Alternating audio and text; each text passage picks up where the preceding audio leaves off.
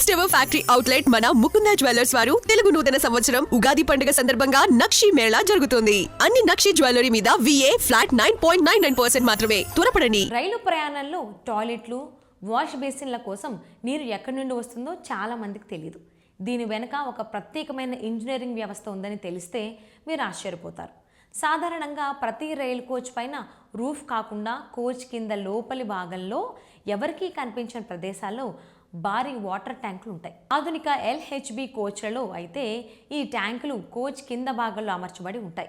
ఒక సాధారణ రైలు కోచ్లో సుమారు 1500 నుండి 2000 లీటర్ల నీటిని నిల్వ చేసే సామర్థ్యం ఉంటుంది. ప్రయాణికుల అవసరాలకు అనుగుణంగా ఈ సామర్థ్యం మారుతూ ఉంటుంది. అయితే ఇక్కడ మీకు మరో సందేహం కూడా వచ్చే అవకాశం ఉంది. కోచ్ కింద ఉన్న నీరు ఎలా పైకి వస్తుందనేది మీ సందేహం.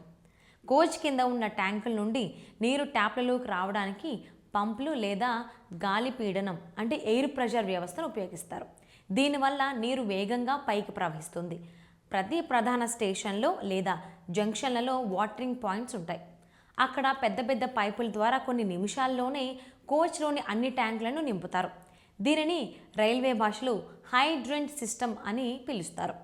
రైలు కోచ్ బ్యాలెన్స్ తప్పకుండా ఉండడానికి ఈ ట్యాంకులను సమానంగా ఇరువైపులా అమరుస్తారు.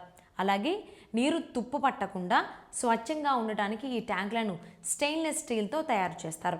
రైలు ఆగినా లేదా ప్రయాణంలో ఉన్నా నీరు అనవసరంగా వృధా కాకుండా ఉండేలా సెన్సార్ ట్యాప్లను కూడా ఇప్పుడు కొన్ని రైళ్లలో ఏర్పాటు చేస్తున్నారు.